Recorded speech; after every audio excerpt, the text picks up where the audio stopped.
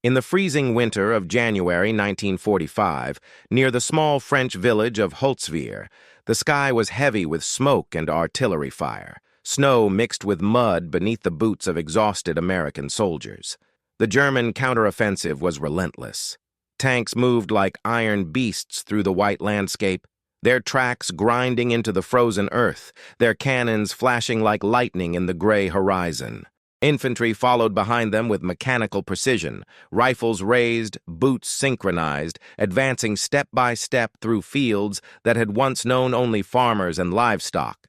Amid the chaos, one young soldier stood his ground, while others were ordered to fall back. He was outnumbered, he was wounded, and yet he refused to retreat. This is the story of the man who survived 27 battles in World War II, the extraordinary life of Audie Murphy. But to understand the moment in Holtzwihr, you must first understand the boy from Texas. Audie Leon Murphy was born in 1925 in rural Kingston, Texas, into crushing poverty. The land was dry and unforgiving, and so was life. He was the sixth of 12 children in a struggling sharecropping family. His childhood was not shaped by comfort, safety, or opportunity. It was shaped by hunger, by responsibility, by the constant uncertainty of whether tomorrow would bring food or loss. His father drifted in and out of their lives before eventually abandoning the family entirely. The absence left more than emotional damage. It left survival hanging by a thread. His mother worked tirelessly, taking whatever labor she could find, stretching every dollar to its breaking point. But survival was never guaranteed. From a young age, Audie hunted squirrels and rabbits with a worn rifle to help feed his siblings. While other children played, he tracked game quietly through fields and brush. He learned patience. He learned stillness. He learned how to observe before acting. These were not lessons from a classroom.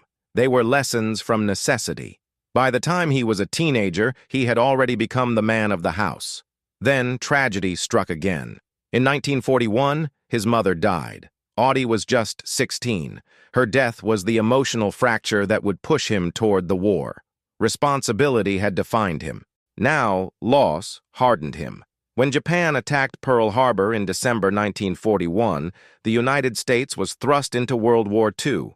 Across America, young men felt the surge of duty, anger, and patriotism. Audie felt something more complicated, a need to escape the weight of poverty and grief, and perhaps to prove that someone so small could still matter in a world collapsing into violence. He tried to enlist immediately. The Marines rejected him, too small. The Navy rejected him, underweight. Even the Army hesitated. At barely 5 feet 5 inches and just over 100 pounds, he hardly resembled the image of a soldier. But determination can outweigh physical stature. With the help of his sister, who altered his birth certificate to make him appear older, he finally enlisted in the U.S. Army in 1942. He was 17 years old. Basic training was brutal. Drill instructors doubted him. Some mocked his size, but Murphy absorbed everything. He did not complain. He watched. He learned. He refined his already sharp marksmanship skills. The rifle felt natural in his hands, an extension of the hunting boy he had once been. In early 1943, he was shipped overseas to North Africa. The heat struck like a hammer. Sandstorms blurred vision. Supplies were inconsistent, and death was unpredictable. His baptism by fire came during the Allied invasion of Sicily in July 1943. The Mediterranean sky was bright and deceptively beautiful as transport ships approached the island. But once ashore, chaos erupted. Artillery screamed overhead. Machine guns carved invisible lines through the air. Soldiers shouted conflicting orders. For many, the first battle is paralyzing. For Murphy, it sharpened him. He later described feeling fear, but also clarity, as if time slowed, as if instinct guided him through the madness. During that campaign, he killed his first enemy soldier. The moment haunted him. Not because of hesitation, but because it marked the irreversible crossing from boyhood into something else entirely. From Sicily, the campaign moved into mainland Italy, and Italy was merciless. The German army used mountains, rivers, and narrow valleys to devastating advantage. Every approach was covered by interlocking fields of fire. Every hill was fortified, Rain turned dirt roads into rivers of mud. Winter froze weapons and fingers alike. It was near the Volturno River that Murphy first displayed the audacity that would define him. His unit was pinned down by a concealed machine gun nest. Bullets tore through trees above their heads. Men were trapped. Movement meant death. Without waiting for orders, Murphy maneuvered through brush and uneven terrain, circling the enemy position. Alone, calculated, precise. He attacked from the flank, eliminating the machine gun crew and allowing his unit to advance. It was reckless. It was brilliant. It saved lives. As months passed, Murphy accumulated wounds the way others collected scars of memory. Shrapnel tore into him. A bullet grazed him. Concussive blasts left his ears ringing. But each time he returned to the line, fellow soldiers began to whisper his name with respect. Officers took notice. He was not loud, not boastful, not charismatic in the traditional sense. But when battle began, he transformed. In August 1944, during Operation Dragoon, the Allied invasion of southern France, Murphy experienced both triumph and devastating loss. The advance through southern France was swift in some sectors, brutal in others. Forests concealed snipers. Villages became fortresses. During one engagement, his closest friend, Laddie Tipton, was killed. The loss hit Murphy with crushing force. Grief in war does not have time to breathe. It becomes fuel. When a German machine gun position threatened to stall his company's advance, Murphy charged it alone, firing with deadly calm precision. He eliminated the threat and captured several enemy soldiers. For this action, he received the Distinguished Service Cross. By late 1944, the Allies were pushing toward Germany, but the war was far from over. Winter brought new horrors. The Germans launched fierce counterattacks in desperate attempts to slow the Allied advance. Supplies ran thin. Temperatures plummeted. Frostbite claimed toes and fingers. Morale flickered under exhaustion. Then came January 26, 1945. Near Holtzwihr, France. Murphy's company faced an overwhelming German assault supported by tanks. The Americans were outnumbered, outgunned. Their anti-tank weapons were limited, their defensive positions shallow. Orders were given to retreat into the woods. Murphy stayed behind to coordinate defensive fire and evacuate wounded men. As German tanks advanced, one American tank destroyer was struck and burst into flames.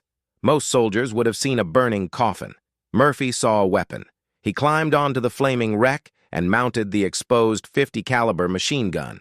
Flames burned behind him. Ammunition inside the vehicle threatened to explode at any moment. He was fully exposed, silhouetted against smoke and fire.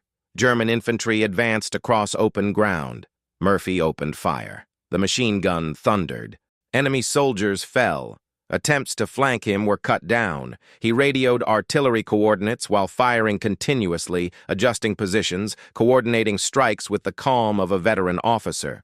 He was hit in the leg. He did not stop. For nearly an hour, he held back an entire German force, alone. Eventually, ammunition ran dry. Only then did he leap from the burning wreck and retreat. Moments later, he rallied his men and led a counterattack that forced the Germans to withdraw. For his actions, he received the Medal of Honor. He was 19 years old. By war's end, Murphy had fought in 27 major engagements. He had received 33 decorations, becoming the most decorated American soldier of World War II. But medals do not silence memory. When he returned home, America celebrated him as a hero. Parades, speeches, headlines. Yet at night, he relived battle. He suffered from what was then called battle fatigue, today recognized as PTSD. He slept with a loaded pistol. Sudden noises sent his body into alertness. He struggled with insomnia, anxiety, and isolation. He later turned to Hollywood, eventually starring as himself in the film adaptation of his autobiography, To Hell and Back. The film became one of the highest-grossing war movies of its era. But fame did not erase trauma. In later years, Murphy became one of the first prominent veterans to openly discuss the psychological toll of combat. He advocated for better treatment and recognition for veterans suffering from invisible wounds. In 1971, at just 45 years old, he died in a plane crash in Virginia. He was buried at Arlington National Cemetery with full military honors. His grave remains one of the most visited, second only to that of John F. Kennedy. Audie Murphy survived 27 battles. He survived bullets. He survived fire. He survived impossible odds. But more than that, he revealed the truth about heroism, that it is not the absence of fear, but the decision to act despite it. The frozen fields of France are quiet now. The guns are silent, but the echoes remain, and history waits for those willing to listen. The war in Europe officially ended in May 1945, but for men like Audie Murphy, peace did not arrive with the signing of documents or the lowering of flags. Victory was a public celebration. Trauma was a private war. When Murphy returned to the United States, he stepped into a country that saw him as a symbol, a living embodiment of courage, patriotism, and victory. His photograph appeared in newspapers. His uniform, heavy with medals, shimmered under camera flashes. Strangers shook his hand with reverence. Politicians praised him. Mothers pointed him out to their children as an example of bravery. But admiration can feel isolating when no one truly understands what you have seen. Behind the ceremonies and applause, Murphy was carrying memories no parade could erase. He remembered Sicily, the first time he saw a fellow soldier fall beside him. He remembered the sharp metallic smell of blood mixing with Mediterranean dust. He remembered Italy, rain soaking through his uniform while artillery shells turned hillsides into craters. He remembered southern France, the moment his best friend was killed, the sound of that gunshot replaying endlessly in his mind. And above all, he remembered Holtzwihr. He remembered the heat of the burning tank destroyer against freezing winter air, the recoil of the .50 caliber machine gun shaking through his arms, the sight of advancing infantry through drifting smoke, the awareness that he was completely alone. People often ask how a 19-year-old could do something like that. The answer is not simple. Courage in battle is rarely a single decision. It is a chain of seconds, one moment where you choose not to run, then another and another, until retreat no longer feels possible. Murphy later admitted he was afraid during almost every battle. The difference was not fearlessness. It was control. He once said that in combat, he learned to act before fear could fully settle in. After the war, Murphy struggled to sleep. He would wake up in the middle of the night drenched in sweat, convinced he could hear incoming artillery. He kept a loaded pistol under his pillow, a habit that alarmed those around him. Sudden loud noises, a slammed door, a car backfiring, could send his heart racing. At the time, little was understood about combat trauma. Many veterans were simply told to move on. Some were dismissed as unstable. Others were ignored entirely. Murphy refused to stay silent. As his fame grew in Hollywood, he began speaking openly about what he was experiencing. He described nightmares, flashbacks, anxiety. He admitted he had once become dependent on sleeping pills before forcing himself to quit through sheer willpower.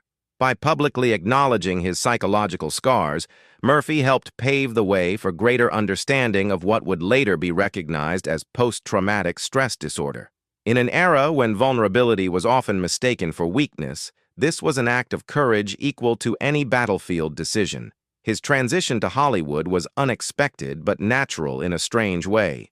His youthful appearance, combined with authentic war experience, made him compelling on screen. Actor James Cagney initially encouraged him to pursue acting, recognizing that his story alone carried power. Murphy appeared in dozens of films, many of them westerns, but the most significant was the adaptation of his autobiography, To Hell and Back. In an unusual decision, Murphy played himself. Imagine the psychological weight of reenacting your own trauma for the camera, revisiting battle scenes, hearing simulated gunfire, reliving the loss of friends, even if only through scripted recreations. The film became a massive success, at one point the highest-grossing movie in Universal Studios history. Audiences were captivated not only by the action, but by the authenticity. They knew this was not fiction. The quiet intensity on screen came from lived experience. Yet despite financial success, Murphy never entirely escaped the war. He remained connected to veterans' causes throughout his life. He advocated for improved medical treatment, counseling, and government support. He criticized the lack of resources for soldiers returning from Korea and later Vietnam. In many ways, Murphy's post-war life reveals something crucial about World War II itself. The war created heroes, but it also created survivors, and survival carries consequences. To understand Murphy fully, one must also understand the broader scope of the war he fought in. World War II was not merely a series of battles. It was a global cataclysm that consumed continents. Over 70 million people died worldwide. Cities were flattened. Entire populations were displaced. The industrial scale of destruction redefined what humanity was capable of, both in brutality and in resilience. On the Eastern Front, the Battle of Stalingrad turned entire city blocks into graveyards. In the Pacific, island campaigns like Iwo Jima and Okinawa became synonymous with relentless, close-quarters combat. In Western Europe, the D-Day landings opened a second front that would push Nazi Germany toward collapse. Murphy's campaigns, North Africa, Sicily, Italy, southern France, were critical stepping stones in that larger strategy. Each advance weakened Axis positions. Each battle cost lives. By the time he stood atop that burning tank destroyer in January 1945, the war in Europe was approaching its final chapter. But the German army was still deadly, still disciplined, still capable of inflicting catastrophic losses. Murphy's action at Holzwihr was not just symbolic bravery, it had tactical consequences. By holding off the German advance, he allowed his company to regroup and establish a stronger defensive line. His artillery coordination disrupted enemy momentum. In war, momentum can determine victory or defeat. A single hour can shift the outcome of a day, and sometimes much more. When he received the Medal of Honor, Murphy reportedly felt uncomfortable with the attention. He did not see himself as extraordinary. He saw himself as someone who had done what was necessary. That humility became part of his legend. Unlike some decorated officers who built careers on their reputations, Murphy remained grounded. He never claimed to be invincible. In interviews, he frequently emphasized the bravery of the men who did not return, those whose names never appeared in headlines. He carried guilt for surviving when others did not. This phenomenon, now known as survivor's guilt, is common among combat veterans. Murphy rarely spoke about it directly, but those close to him observed it in quiet moments, in reflective silences, in sudden shifts of mood when conversations turned to lost comrades. He married actress Wanda Hendricks in 1949, though the marriage ended in divorce. He later married Pamela Archer, with whom he had 2 sons. Fatherhood offered a different form of responsibility, one not defined by combat, but by stability and presence. Still, financial difficulties plagued him at times. Despite film success, Murphy struggled with business ventures and investments. The discipline of war did not always translate smoothly into the unpredictability of civilian enterprise. Yet he never retreated from public service. He remained active in the Texas National Guard. He spoke at veteran events. He supported military families. On May 28, 1971, Murphy boarded a private plane that would never reach its destination. The aircraft crashed into a mountain in Virginia during heavy fog. He was 45 years old. At his funeral in Arlington National Cemetery, thousands attended. Military honors echoed across the grounds. Rifle volleys cracked through the air. A folded American flag was presented to his family. Today, visitors to Arlington often pause at his grave. Unlike many elaborate monuments nearby, his headstone is simple. His name, his rank, his medals listed in quiet dignity. It reflects something essential about him. Audie Murphy never sought grandeur. He sought purpose, and perhaps that is why his story continues to resonate decades later. Not because he was fearless, not because he was invulnerable, but because he was human, placed in inhuman circumstances, and chose to act with resolve. The image of him atop the burning tank destroyer has become almost mythic, a lone figure against overwhelming force, fire behind him, enemy advancing ahead. But beyond the image lies a deeper truth. War compresses morality, fear, instinct and survival into split-second decisions. It strips away illusion. It reveals character. Murphy's character was forged long before France, in poverty, responsibility, and loss. By the time he faced German tanks in 1945, he had already been surviving his entire life. Perhaps that is why he endured. History often celebrates generals and politicians, but wars are ultimately fought by individuals, young men and women who carry rifles, follow orders, and make decisions under unimaginable pressure. Audie Murphy was one of them, yet he also became something more, a symbol, a reminder, a warning. His life tells us that heroism does not eliminate trauma, that medals cannot silence memory, that victory does not erase cost. And as the decades pass, as World War II fades from living memory into textbooks and documentaries, stories like his become bridges between generations.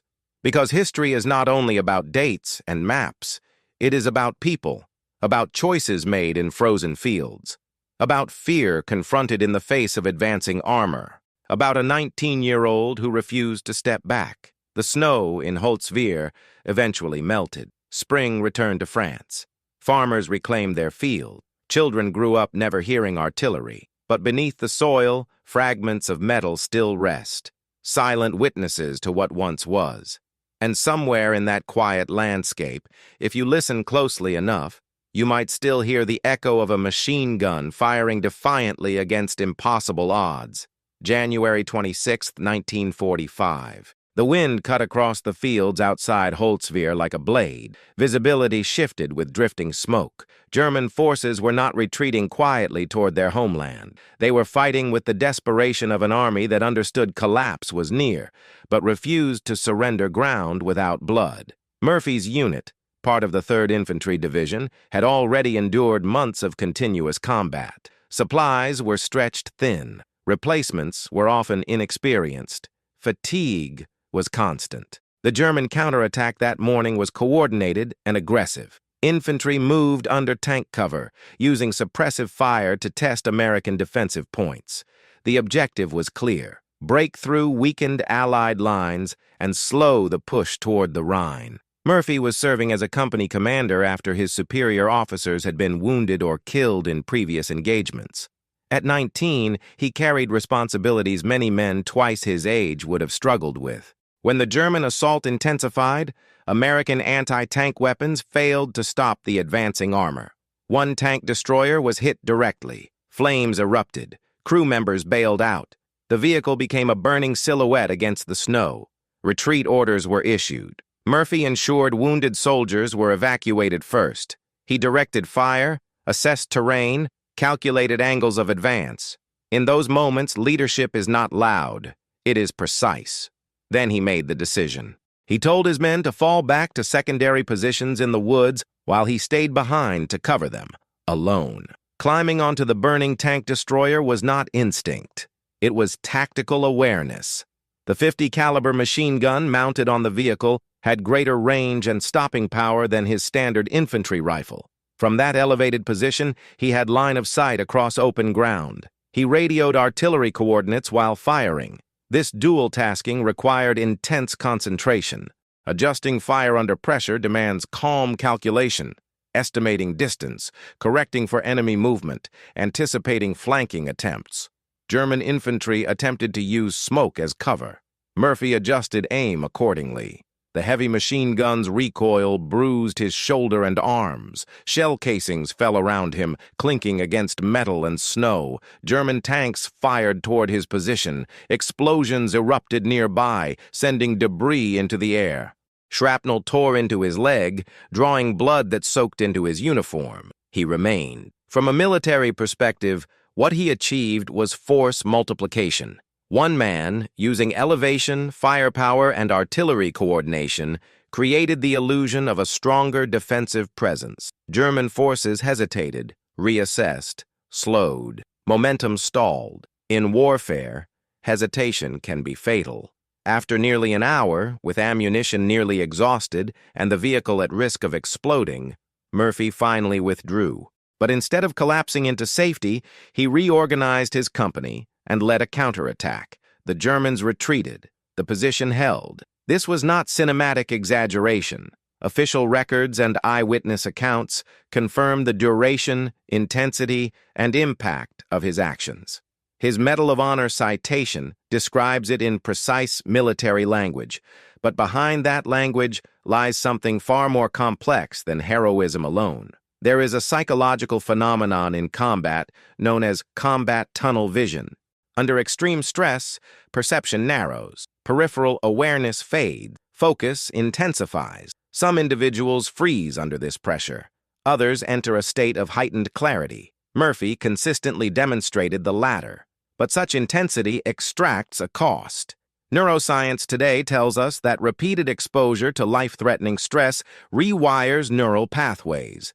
Hypervigilance becomes default. The body remains in fight-or-flight mode long after danger passes. Murphy returned home carrying that neurological imprint. In interviews years later, he described moments when he felt detached from civilian life, as if normal routines lacked the urgency that had once defined his every breath. Grocery stores, movie theaters, casual conversations, all felt strangely distant compared to the immediacy of battle.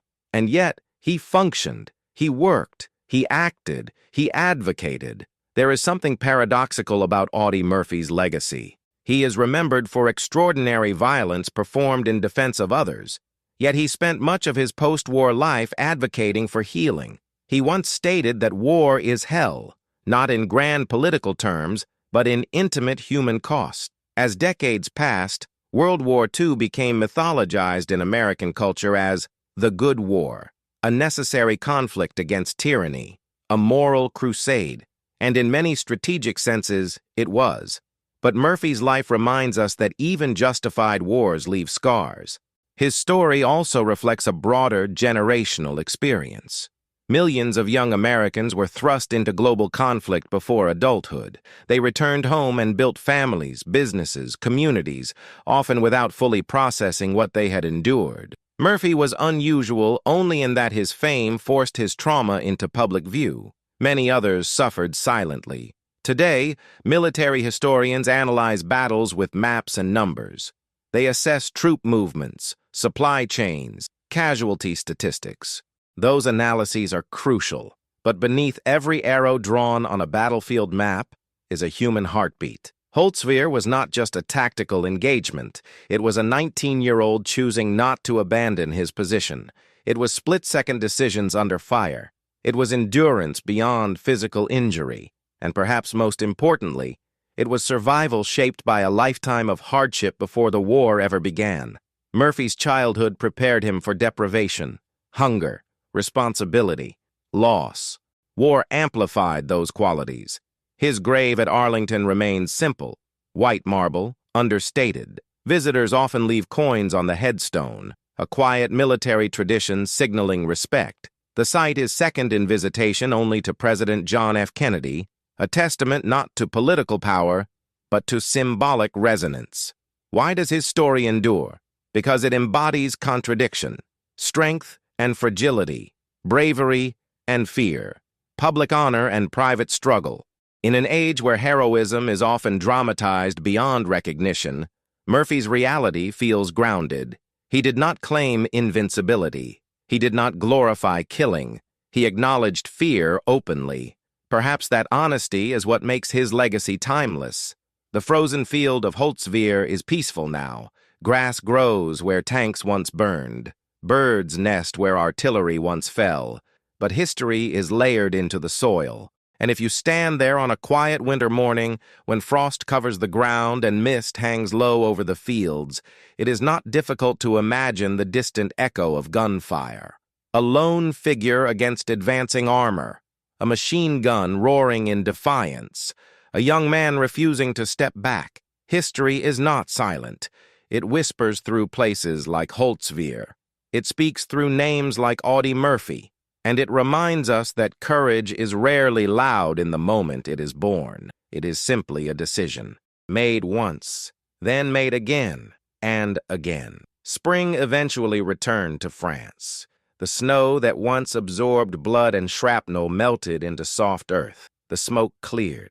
The burned-out hulls of armored vehicles were removed, scrapped, or left to rust quietly at the edges of fields. Farmers returned, children were born. Time moved forward, as it always does, but history does not disappear. It settles, it lingers in memory. And in places like Holtzwihr, it remains beneath the soil, invisible yet permanent. When we look back at World War II, we often see it through grand lenses, maps covered in arrows, massive troop movements, speeches by presidents and prime ministers, factories producing endless waves of steel and ammunition. We measure it in divisions, in campaigns, in millions of lives.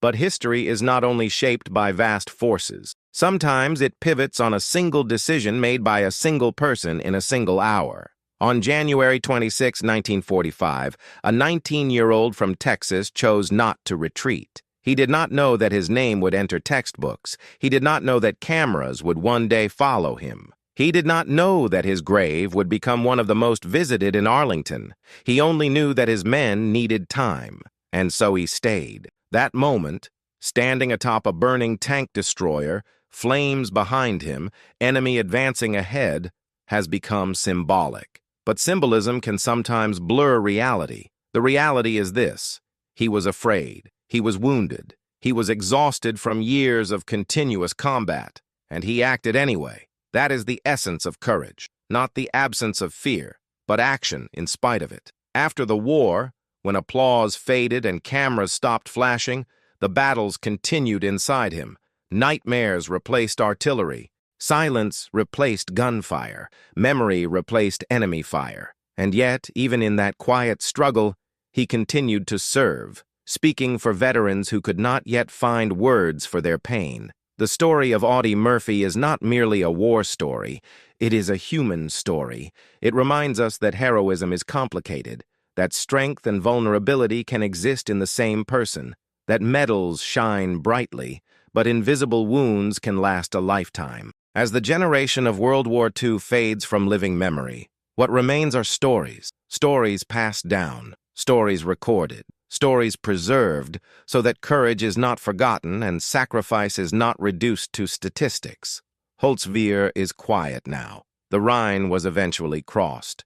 Berlin fell. The war in Europe ended. But somewhere in the vast landscape of history there will always be that frozen field, that burning vehicle, that solitary figure refusing to step back. History is never truly silent. It echoes, through names carved in marble, through letters sent home, through stories told decades later, and through the enduring reminder that even in the darkest winters of humanity, one person can hold the line.